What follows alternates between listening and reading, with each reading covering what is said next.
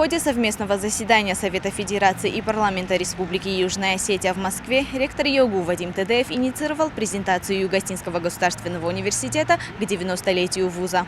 В стенах Совета Федерации Российской Федерации планируется проведение презентации Юго-Осетинского государственного университета. Мероприятие приурочено к 90-летию вуза.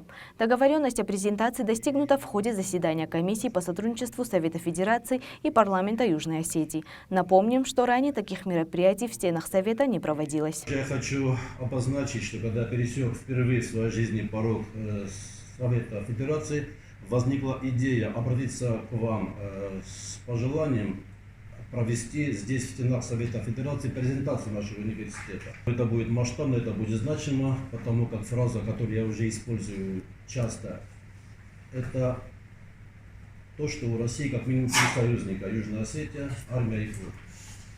И в этом плане, я думаю, что будет интересно всем посетителям, именно приуроченные к этой презентации. Если вы нам поможете, Сергей Павлович, будем вам признательны.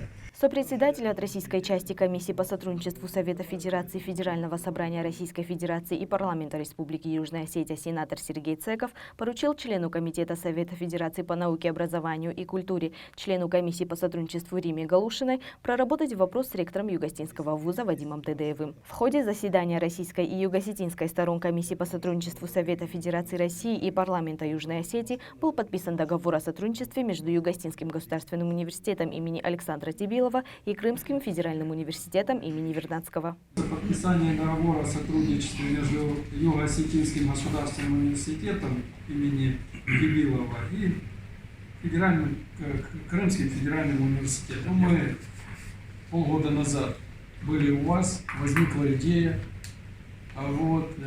идею мы сегодня будем реализовывать. В Юго-Осетинском университете очень много иностранцев обучается, причем из России. База хорошая, сам университет хороший, материально-техническая база хорошая, сама республика хорошая.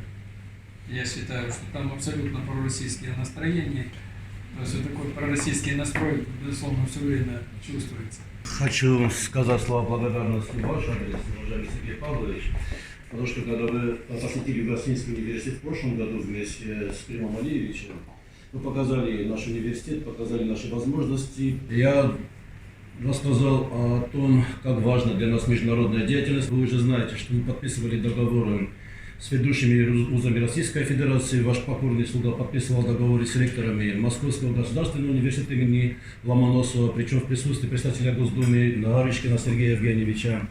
Это и с ректорами Московского государственного технического университета имени Баумана, Российский университет дружбы народов. То есть фактически нет ни одного ведущего вуза Российской Федерации, чтобы у нас с ним не был подписан договор.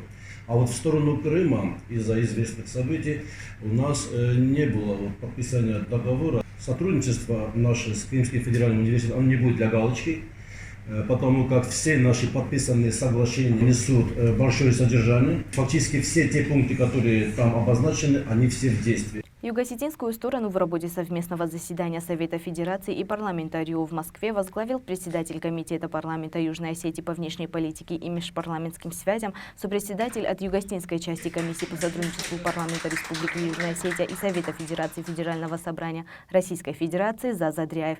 В составе делегации также были глава Комитета по промышленности и транспорту Алан Алборов, глава Комитета по социальной политике и здравоохранению Александр Плеев, депутат Гарри Мулдаров, ректор ЙОГУ Вадим Тедеев, секретарь комиссии Мзия Лапачи.